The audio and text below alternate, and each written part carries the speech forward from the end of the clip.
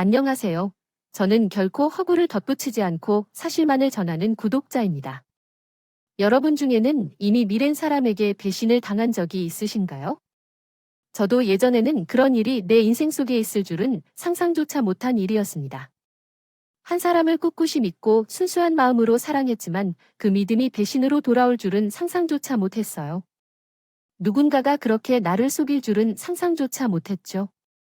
읽은 결과 그 충격은 아직도 헤어나오지 못하고 있어요. 저도 다른 사연자들처럼 이곳을 찾아 이야기를 털어놓으면 조금이나마 해소될까 싶어서 말이죠. 여러분들의 응원을 부탁드립니다. 이야기를 시작하면서 부모님 얘기를 빼놓을 수 없네요. 제 엄마는 저가 8살 때 돌아가셨어요. 그때는 병원에서의 입원 생활에서 기억합니다. 엄마는 늘 아픔 속에서 견디고 계시는 모습이었습니다. 이모님이 집에서 살뜰히 돌봐주시고 아버지는 건축업을 경영해 일 때문에 자주 집을 비워야 했습니다. 그래서 가족이 함께 있는 시간은 부족했어요. 엄마는 제가 혼자일까봐 걱정되셨답니다. 그런데 엄마는 항상 미안해, 우리 지훈아. 동생이라도 가지고 있었으면 좋았을 텐데요. 라며 자신을 나쁘게 여기곤 했었죠. 이야기는 소중한 때에 미안해하려고 노력하는 어머니와 함께 성장하며 겪는 아이의 이야기입니다.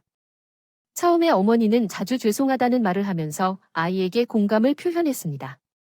그러나 아이는 어머니의 마음을 이해하지 못하고 어머니의 사과를 반복적으로 듣는 것이 싫어했습니다.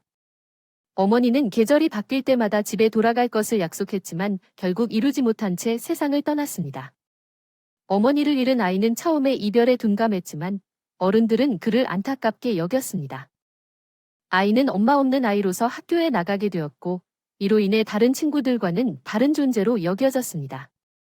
그러나 아빠와의 대화를 통해 자신의 감정을 털어놓고 울음을 터뜨리며 슬픔을 표현했습니다. 이야기는 보다 시각적인 방법으로 표현되어 있으며 캐릭터들의 내재화를 통해 상황을 구체화하고 감정을 전달하고자 한 것으로 보입니다. 그래와 같은 말들 할 때 친구들은 다 이렇게 이야기하지만 나는 일하다 울고 있던 아이의 전화를 받았습니다. 아버지가 얼마나 당황했을까요? 장례식으로 인해 일정이 쌓여 바빠하신 가운데 그 상황에서 8살밖에 안 된 내게는 지금 당장 아빠가 내 곁에 와줬으면 하는 마음밖에 없었습니다. 그때 울고 나서부터 아버지는 일을 줄이셨어요. 그는 칼 같은 성격 때문에 본인이 모든 일을 해야만 안심할 수 있는 분이셨어요. 하지만 제가 울고 불러 불쌍한 아이가 되었다는 이야기에 아버지는 이를 덜어주셨습니다. 대신으로 더 많은 관심을 가지셨고 저를 더 챙겨주셨어요. 나중에 들은 이야기인데 그때 저는 몽유병이 생겼대요. 기억에는 아무것도 없지만 한밤중에 일어나 집안을 돌아다니며 엄마를 부르는 일이 있었대요. 집안을 보살피시던 이모께서 제게서 발견해서 아버지에게 알렸고 아버지도 크게 충격받았어요. 아내가 먼저 떠났는데 하나 남은 딸까지도 망상병이 생긴다니 이것은 견딜 수 없단 말이었대요. 그 이후로 아버지는 늘 내 곁에 계셨어요. 학교 행사가 있을 때 다른 아이들은 엄마를 불렀지만 난 항상 아버지를 불렀어요. 많은 여성 가운데서 혼자 남성이 계셨지만 그는 자존심을 잃지 않고 항상 밝게 웃으시기만 했어요. 이후 나는 안정을 찾을 수 있었고 몽유병도 그만큼 좋아졌어요. 고치게 되었어요. 그리고 학교 생활도 적극적으로 하는 아이가 되어 즐거운 학창 시절을 보냈어요. 모두 아빠 덕분에 심리적으로 힘든 시간들을 잘 이겨내고 다른 아이들처럼 밝은 아이로 자라날 수 있었어요. 저는 어릴 때부터 피아노를 배웠는데 꾸준히 레슨을 해서 대학도 피아노 전공으로 진학하게 되었어요. 유학도 다녀오면서 피아노 연주에 애정을 쏟았더니 각종 콩쿠르에도 나가면서 나름 성적도 좋았죠. 연주자로서 나름의 명성도 가지고 유학을 다녀오고 나서는 지도자의 길을 가는 것도 좋겠다는 생각이 들었어요. 그래서 아빠께 제 생각을 말씀드렸고 아빠의 지원으로 레슨실을 차려 아이들을 양성하는 일을 하게 되었어요. 처음에는 경험이 없어서 좀 우왕좌왕하기도 했어요. 하지만 이내의 감을 잡고는 그동안에 쌓은 실력을 바탕으로 아이들을 가르치게 되었고 어느새 제 레슨이 입소문을 타서 수강생이 꽉 되었어요. 어린 아이들보다는 입시를 위해 레슨을 받는 아이들이 많았고 그래서 하나하나 더욱 신경 쓰며 가르쳤어요. 그러다 보니 자연스레 늦은 오후가 되면 정신력이 고갈돼서 피곤을 많이 느꼈죠. 선생님 괜찮으세요? 오늘 연강이라 피곤하시죠? 가서 커피 좀 사올까요? 아, 내가 내려가서 한 잔 사 먹고 올게요. 어젯밤에 수업이 끝나고 잠을 깬 후 피로를 느끼더라도 연이어 듣는 수업을 끝내고 쉬다가 커피를 사다 줄 예정이었던 직원이 아닌 제가 1층으로 내려갔어요. 레슨실을 벗어나 머리를 식히기 위해 카페로 직접 가서 시원한 아이스 아메리카노를 마시며 활력을 얻을 생각이었어요. 주문을 기다리는 중에 어떤 남자와 눈이 마주쳤어요.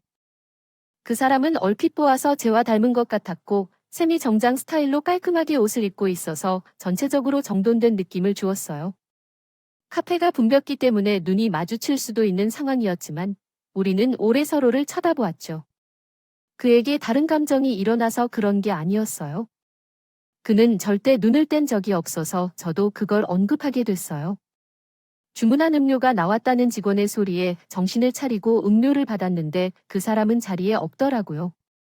뭐가 이상하게 남는 기억이었어요. 이 사람이 어떤 일을 하는지가 궁금했죠. 커피를 마시며 이 생각에 몰두했어요.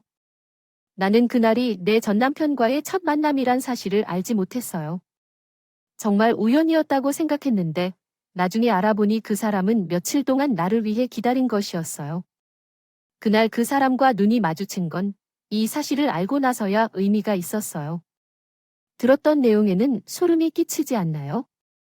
모두가 계획된 일처럼 우연한 것처럼 느끼게 한다는 것에요. 사람이 의도를 가지고 행동하면 그렇게도 당할 때가 있습니다. 어쨌든 그날 이후로 그 사람이 계속 눈에 띄었어요. 늘 그 카페에서 만나죠. 저는 아메리카노를 좋아해서 매일 한 번씩 그 카페를 이용했어요. 종종 몇 번씩 갈 때도 있었죠. 새하여 오는 고객이나 상담이 필요한 학생들이 그 카페를 이용했기 때문이죠. 어떤 때는 그 사람과 마주치고 시선이 오고 갔어요. 어느 순간 가게에 가면 저를 찾는 그를 발견하게 되었고 상대방을 의식한 순간 그 사람이 말을 걸었어요. 오늘도 아이스 아메리카노를 드시네요. 네, 저도 아이스 아메리카노를 좋아해요. 특히 이 가게의 원두는 근처에서 제일 좋아요. 그럼요. 입맛이 비슷한 것 같아요. 혹시 시간이 되시면 잠시 대화할래요? 이미 서로 경계하며 인사를 주고받는 단계였기 때문에 함께 차를 마시는 건 거부감이 들지 않았어요. 카페가 아니라 공공장소이기 때문에 안전하다고 느꼈나 봐요. 그래서 함께 앉는 게 나쁘게 느껴지지는 않았죠. 상대방은 커피를 마시면서 자신의 이야기를 했어요. 건물 안에 있는 스타트업 기업의 소유주인데 비즈니스 때문에 자주 카페를 이용한다고 하더라고요. 그래서 자주 마주치는 것 같았어요. 지윤 씨를 처음 만나고 너무 놀라웠다. 눈을 떼지 못했어. 정말? 그런 거? 난 순진한 나이 아니야. 내가 진부한 짓을 한 건가?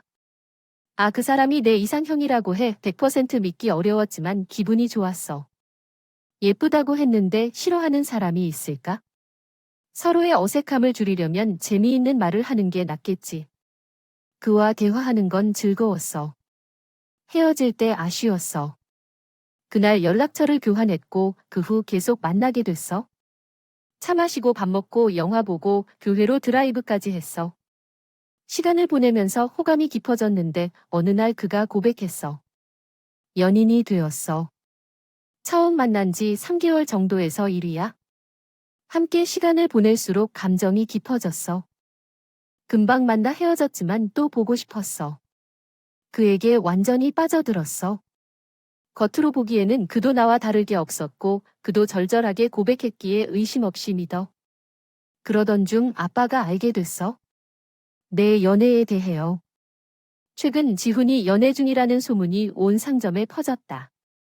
아버지는 그 소문이 얼마나 어처구니 없는지 말이야. 보는 사람마다 내가 연애를 정신없이 하는 것 같다고 말한다. 아버지의 논리가 얼마나 부끄러운지 알아. 남자는 남자답게 행동해야 한다고. 그래, 알겠다. 곧 만나서 식사 소회를 가질게. 아버지를 소개시켜야 하는데 망설여졌어. 나이가 많이 들었으니 결혼에 대한 얘기는 하지 않겠지만 부담스러워할 수도 있어. 아버지가 우리 사이를 아실지 모르는데. 아, 그래. 그럼 약속을 하겠다. 그 사람은 너무 적극적이었어. 전에 생각했던 모습과는 다르게 보였어. 일반적으로 어른한테 소개시키기 곤란할 때가 많은데 그런 사람은 아니었어. 오히려 이제야 말을 꺼낸 것이 늦지 않았다는 느낌이었어. 그렇지만 당시에는 그 적극적인 모습이 좋다고만 생각했어요. 어쩌면 그 사람이 내 결혼을 원하고 있을 수도 있겠다. 혼자 설레기까지 했죠. 며칠 뒤, 우리는 아버지께 인사를 드렸고 그날 그 사람은 아버지께 잘 보이려고 부단히 노력했어요. 식사를 하면서 가벼운 술자리가 시작되었고 결국 두 사람은 만취가 되었고 더 가까워졌어요. 아버지에게 부침성 있게 대하는 그 사람이 마음에 들어 하셔서 가깝게 지내셨어요. 그렇게 아버지와 가까워진 후에 얼마 안 된 채 그 사람이 나에게 청혼을 했어요. 전부 다 까발리면서 고백을 했죠. 난 스타트업 사업이라 아직 가진 게 얼마 없어. 솔직히 빚도 많이 있는 상황이야. 나의 청춘을 이 일에 다 바쳐서 하고 있어. 분명 앞으로 가능성이 높은 일이고 성공할 자신이 있어. 그러니까 나를 믿고 나랑 결혼하자. 가진 것이 없다고 하면서도 그 사람의 눈빛은 자신감으로 빛이 났어요. 프로그램을 개발하는 일을 하는 그 사람은 투자자가 필요한 일이었고 그 투자 유치를 위해 수많은 노력을 기울이는 것을 잘 알고 있었어요.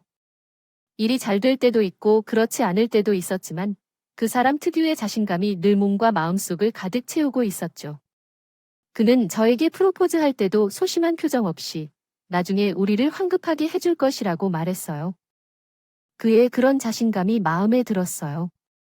당장 고급 아파트나 외제차를 선물해 줄 수 있는 사람이 아니었지만 자신을 믿어줄 것을 달라는 그의 자신감이 너무 눈부시게 다가왔어요.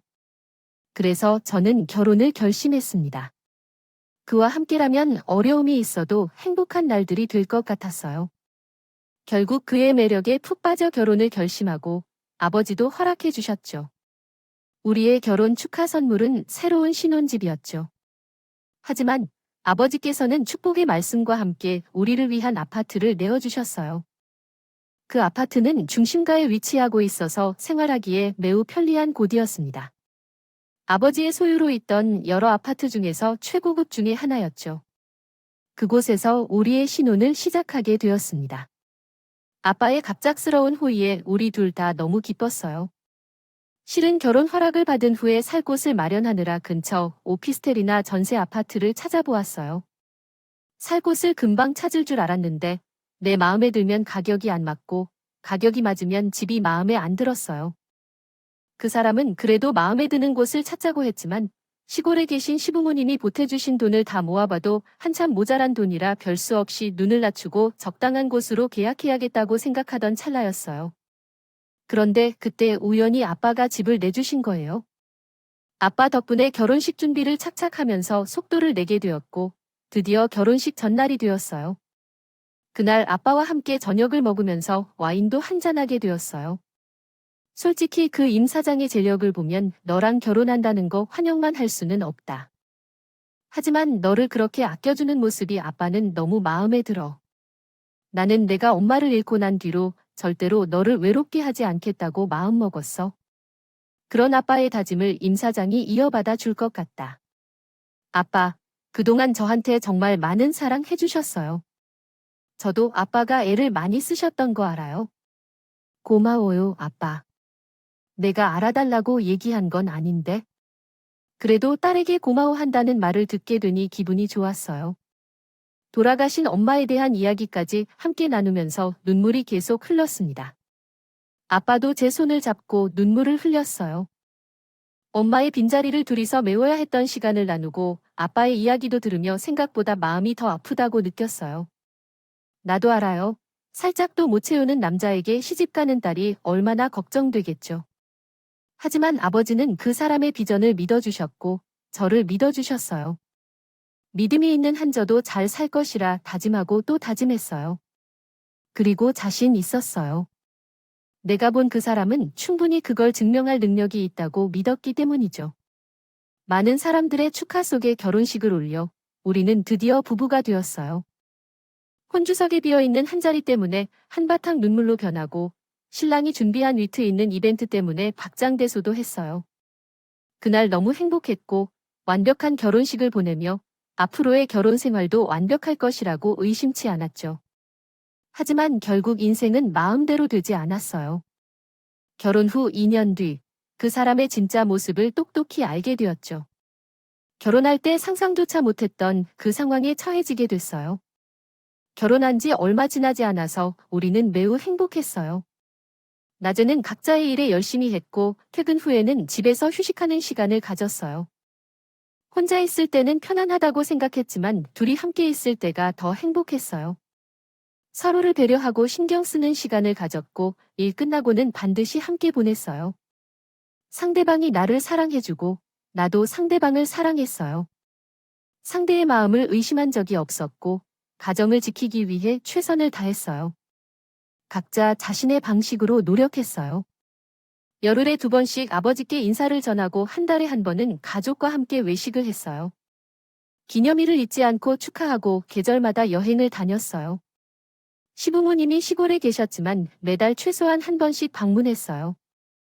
친정 생활을 중요시하는 것 같아 자주 방문하자고 제안해보면 상대방은 괜찮다고 했어요. 어머니가 자주 오라는데 이번 주는 아버지를 만나지 말고 본가에 가자고 했어요. 그러나 아버지께 도움이 될 때이니 지금은 아버지를 보러 가는 것이 더 나을 것 같았어요. 그래서 그렇다면 한번 보세요. 아버지께 이것을 설명하고 투자를 권하는 회사에 투자해야 한다. 그 사람은 시부모를 만나는 것보다 아버지를 만나는 것을 더 중요하게 생각했고 만날 때마다 사업 계획서를 보여줬어요. 물론 대부분은 거절을 받았지만 포기하지 않고 열정적으로 계속 보여줬어요. 처음에는 자기 일로 생각하며 이해해줬지만 나중에는 아버지와 식사하는 것이 목적이 아니라 브리핑을 위한 것인가 싶은 생각이 들었어요. 누구나 알 수 있는 정도로 명확했죠. 그러나 그럴 때마다 아버지는 며칠을 진지하게 들어주셨어요. 제게 보이는 것을 아버지도 이미 알아챘겠죠. 하지만 속이 답답했어요. 한 번은 말할 때까지 참았지만 너무하다 싶어서 밥 먹다 말고 이제 그만하라고 말했어요. 그 사람은 멈칫하더군요. 그의 얼굴에 당황이 숨어 있었어요. 그 표정을 보면서 또 황당했어요. 지은아, 왜 그래?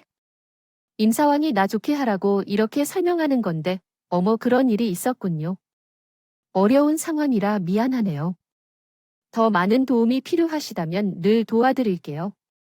걱정 마세요. 함께 해결책을 찾을 거예요. 혼자가 아닙니다. 다 좋을 거예요. 힘내세요. 언제나 심장의 두근거림이 줄어들어 갈 날이 올 거라는 것을 알고 있었지만 이렇게 빨리 끝이 올 줄은 몰랐어요. 결혼한 지 얼마 되지 않아 너무 변한 사람이어서 더욱 충격이었어요. 결혼 생활은 점점 파국으로 향하였고 그 사람의 어려워진 사업으로 인해 집에 들어오지 않는 날이 늘어났어요. 소파에서 그 사람을 기다리다 잠들게 되는 날이 점점 많아지고 결혼 생활에 지쳐가던 찰나에 친정 아빠에게 일이 생겼어요. 오랜만에 아빠 집으로 찾아가니 집안 물건들에 빨간 딱지가 붙어 있어서 놀라웠어요. 아빠를 불렀더니 아빠는 안방에서 짐을 정리하고 있는 모습이었어요. 아빠에게 무슨 일이 일어났냐고 물으니 아빠는 면목이 없어 보이며 사기를 당했다고 말했어요. 김 사장을 소개로 만난 사람이 사기꾼이었다는 사실에 충격을 받았어요. 아빠의 고통스러운 표정을 보고 김 사장이 아버지의 단짝 친구이자 어릴 적 친한 사람으로 소개되었지만 사기꾼으로 밝혀졌다는 사실은 믿기지 않았어요. 판명이 났고 결국 아빠는 거액의 투자금을 날리게 되신 거예요. 임서방 보기 민망해서 어떡하니 이번에 내가 투자하기로 했는데 뭐 투자하시기로 했다고요? 나한테는 아무 말 없었는데 남자가 뭐 바깥치를 일일이 다 말하고 다녀. 임서방도 경황이 없어서 말을 못했겠지. 아빠는 그 사람을 두둔하는 말을 하면서 미안하다고 하셨어요. 한 번도 본 적 없는 아빠의 힘 빠진 목소리. 엄마가 돌아가셨을 때는 이 정도는 아니었는데 사기꾼으로 충격이 대단하신 것 같았어요. 그러면서도 임서방에게 투자 약속을 못 지켜서 미안하다는 말을 몇 번이나 하시는데 그 모습에 제가 미치겠더라고요. 아빠가 살고 계시던 집도 다 넘어가고 투자금도 다 잃어버리게 되셔서 빈털터리가 되신 걸 보고 속이 너무 상했어요. 늘 당당한 모습을 보여주셨던 아빠인데 새삼머리에는 흰머리까지 제 가슴을 후벼봤어요. 나 아빠 모셔올 거야? 집 어제 경매 넘어가서 계실 곳도 없어. 뭐 장인을 모셔온다고? 야, 이 집도 곧 넘어가게 될 건데 여기 온다고 무슨 소용이야? 어쨌든 아버지 모셔야 할 것 아니야? 나 아빠 저렇게 혼자 못 떠. 우리 엄마 아빠가 그렇게 된다고 하면 너 바로 모신다는 말 나왔겠어? 갑자기 그게 무슨 말이야? 아니, 상황이 그렇잖아. 너 결혼하고 우리 집에 몇 번이나 갔냐? 명색이 며느리인데 어쩌다가 한 번 가고 그래 놓고선 제가 가자고 해도 안 간 건 그 사람이었어요. 그런데 뒤늦게 다른 소리를 하니 저는 어이가 없었죠. 그런데 뒤이어 하는 말이 더 가관이었어요. 나한테 그렇게 까다롭게 구시더니 이상한데 투자해서 그 많은 재산을 다 이루시냐. 아, 참, 그 돈 우리 회사에 투자하셨으면 좀 좋아. 지금 뭐야? 아빠가 당신 회사에 투자 안 해줘서 안이 꼽다는 말 하는 거야? 내가 안타까워서 그런다. 장인어른 불쌍해서 아빠를 불쌍하다고 하는 순간 그 인간 따귀를 인정사정 없이 때렸어요. 정말 그 순간에는 아무 생각이 안 나더라고요. 이때는 가만히 있으면 안 된다는 본능적인 생각만 머릿속에 가득했어요. 짜거야, 너 나 때렸어. 그래, 때렸다. 너 이런 인간이었니? 그동안 어떻게 살았어? 이런 개떡 같은 인간성 숨기고 어떻게 살았냐고. 저는 씩씩거리며 그에게 달려들었고 한숨을 팍 쉬더니 그 길로 집을 나가 버리더군요. 닫힌 문을 보면서 하염없이 눈물이 흘렀어요. 정말 사랑해서 한 결혼이었어요. 그 사람이 청혼했지만 저도 그를 정말 많이 사랑했어요. 그러나 그토록 사랑했던 사람은 어디론가 사라지고 낯선 사람이 제 앞에 서 있었어요. 그 사람이 나를 속였다는 사실이 너무나 가슴 아팠어요. 그날 집을 나간 그 사람은 다시 돌아오지 않았어요. 저는 아빠를 집으로 불러내고 외출한 사위에게 의심스러운 점을 물어보았어요. 하지만 솔직하게 말을 할 수 없었어요. 이 상황에서 그 사람의 진짜 모습을 알면 더 충격이 클 것 같아서 말을 못했어요. 며칠 후 그 사람이 집에 들어와서도 아빠에게도 안녕 인사 없이 안방으로 들어갔어요. 그 이후로 짐 가방을 꺼내서 짐을 싸기 시작했어요. 무슨 짓이야? 이해가 안 돼. 우린 같이 살 수 없으면 이혼하자. 우리 큰소리 쳤더니 방에서 나온 아빠가 거실로 나오셔서 저희 대화 상황을 지켜보셨어요. 나는 너와 함께 있는 배에 더 이상 탈 생각이 없어. 이혼하자. 나는 다른 투자처를 찾았어. 너한테 투자했었지만 다른 사람에게 투자할 예정이야. 그 여자도 돈에 관심이 많았어. 내가 하는 말을 듣고 지훈이가 빠르게 눈치를 챘다니까. 그래, 맞아. 너한테 투자받은 것처럼 다른 여자에게도 투자받으려고 했어. 다른 여자한테 돈 냄새가 좀 나더라. 돈 냄새가 나는 사람의 속내를 듣고 속이 터질 것 같았어요. 그 인간의 본성이 드러나자 마치 머리를 도끼로 꽝 때리는 것처럼 정신이 혼미해졌어요. 결국 제가 비틀어지자 아빠가 달려와서 나를 받쳐주셨어요. 어떻게 이런 일이 벌어진 건지 모르겠어요. 그 사람은 이혼을 원하는 것 같아요. 그 다음은 내 문제야. 아빠는 얼굴을 찡그리셨어요. 그 후로 아빠가 손을 잡았는데 살짝 아팠어요. 이혼을 원하지 않는 아빠의 어두운 눈이 슬퍼 보였어요. 내 딸이 이혼하는 모습을 보고 싶지 않아요. 지금 충격받은 것 같아. 우리 다시 이야기해야 해. 아빠는 그 사람에게 또 한 번 기회를 줄 생각이었나 봐. 하지만 그 사람은 거절했어요. 대화를 막을 필요 없어. 잘 됐다면 끝까지 협상해봐. 어떤 투자처를 찾았다고 말이에요? 우리 둘이 떠나가면 내가 어떻게? 그동안 뭘 해줬는데? 이 말에 들러붙으려는 걸 못 참았나 봐. 그 인간이 들러붙자 저도 대응했어요. 이런 사람을 방치할 순 없어. 그러자 그 사람이 다시 반격했어요. 저는 비명 지르며 넘어졌고 아빠는 분개했어요. 뒤집혔어요. 지훈아, 너희 아버지는 옛날에 유도 선수였는데 그때 배운 기술을 상대에게 전수했어요. 우당탕 둘이 거실 바닥에서 구르며 싸웠고 결국 상대방이 아파하며 항복을 선언했어요. 아버지, 도와주세요. 팔이 부러졌어요. 아, 이거 놔주세요. 이런 배려심 없는 자식, 능력도 없는 상대방을 이기니까 무슨 소리야. 그러자 상대방이 굳이 이혼해라고 말했어요. 그래, 이혼시켜주지. 대신 내가 내 기술도 알려주지. 아버지는 상대방에게 전수한 기술을 해제하고 방으로 들어가셨어요. 그리고 한 개의 봉투를 들고 나오셔서 안에나 서류를 꺼내셨어요. 아버지, 이게 뭐예요? 등기 권리증이다. 봐봐. 내가 서류를 하나씩 살펴보니까 깜짝 놀라며 말했어요. 나는 기존의 집과 젤레슨실, 그리고 상대방의 회사가 있는 건물의 소유자로 등재되어 있어. 이 사실을 전혀 몰랐어. 결혼 직전에 명의를 넘겼는데 내가 결혼했고 나중에 내게 줄 생각으로 비밀리에 처리했어. 그때 말하지 않았던 것이 좋았네. 아버지, 이게 어째요? 아, 이래서 안 돼. 아버지 이야기가 아니야. 그 건물은 너의 것이야. 아, 이런 참. 아버지, 왜 이런 말을 하세요? 아버지의 재산은 사기로 다 날아갔지만 내게 넘어간 건물과 20억 가치의 아파트는 남아 있었어요. 아버지가 다시 소송을 제기할 수 있을 만큼 충분해. 안심스럽게 나는 눈물이 흘렀어요. 웃음도 터뜨렸어요. 그러나 그 인간은 뒤늦게 밝혀진 진실에 충격을 받아 입을 다물고 있었어요. 나는 이혼하지 않을 거야. 아직 이혼 서류를 찍지 않았으니까. 그래서 그 부부가 터진 입으로 이야기할 때 그 사람의 처지가 정말 가엾게 느껴졌어요. 혼자만 이렇게 허망할 수도 있겠나 싶었답니다.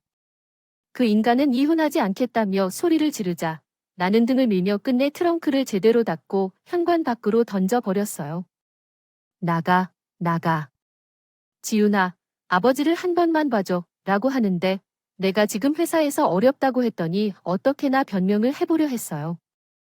그 인간은 진심이 아니었다며 애원하고 실심으로 도망가자 했지만 나는 그 인간을 밀며 내쫓았어요. 걷지 않으려 해도 안간힘을 써서 아버지에게 쫓아가 무릎을 꿇고 울다가 말았어요. 그런데 아버지는 여전히 화가 나서 도망가자는 그 인간을 밀어내고 방으로 들어가셨어요.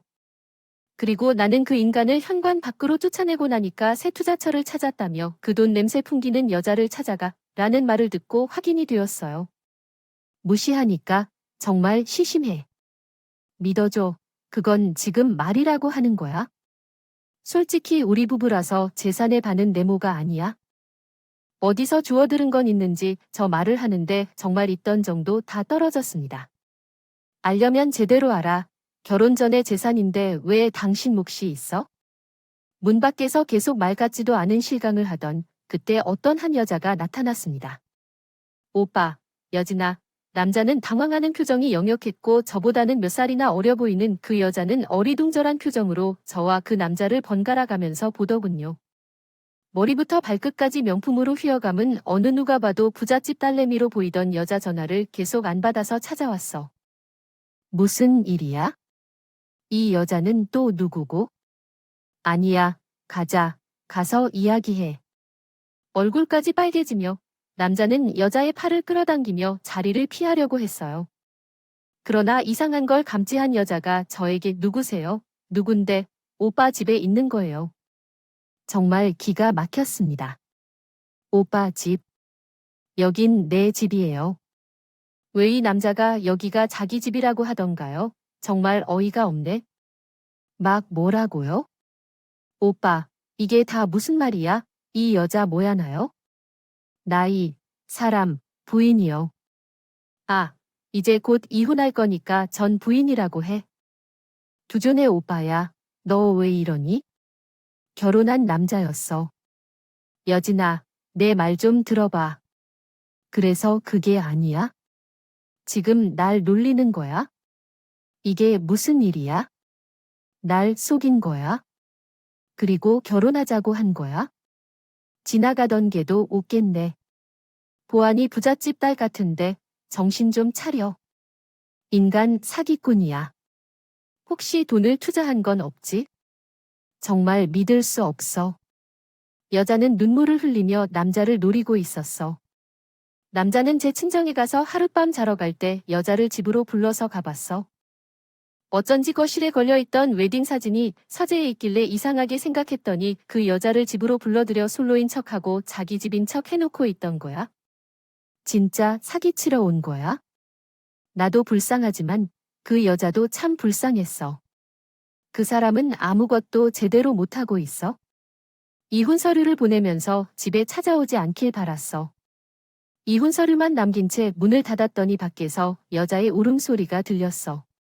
그래서 결국 이혼했어. 마지막까지 그 사람은 동의서를 찍어주지 않고 재산분할 소송을 걸었어. 정말 양심이 없는 사람이었지. 결국 내가 이긴 거야? 그 사람과는 남이 되었어. 나의 빌딩에 있던 그 사람의 사무실과 계약 만료로 비워달라고 했고 들리는 소문에는 그 부잣집 여자로부터 사기 결혼으로 고소를 당했다고 하더라고요. 불인데 거둔다는 말이 있죠. 정말 그 사람을 보고 하는 말인 것 같습니다. 입에 쓰면 뱉고 달면 삼키는 그런 파렴치한 인간과는 정말 두 번 다시 엮이고 싶지 않네요. 이제라도 그 인간의 실체를 알고 이혼한 게 천만다행이라고 생각하지만 제 이혼 때문에 아빠가 마음고생을 많이 하셔서 그게 참 죄송하더라고요. 정말 잘 살고 싶었는데 자회 사는 모습을 보여드리고 싶었는데 아빠도 상처를 많이 받으셨을 텐데. 그럼에도 아빠는 제가 받은 상처를 더 걱정하며 저를 챙겨주셨어요. 한동안 저는 일에 파묻혀서 지냈고 아빠도 재기에 성공하셨어요. 돈과 명예의 나름의 성공. 남이 보면 부러워할 환경을 갖추었지만 저는 이혼의 상처로 쉽게 사람을 믿지 못하고 마음의 벽을 두고 살고 있어요. 언젠가 이 벽도 허물어질 날이 오겠죠. 지금은 혼자서 보내는 삶이 만족스럽습니다. 오늘 저녁에는 아빠와 둘이 맛있는 저녁을 먹어야겠어요. 두서없는 긴 사연을 들어주셔서 감사합니다. 늘 행복하셔요.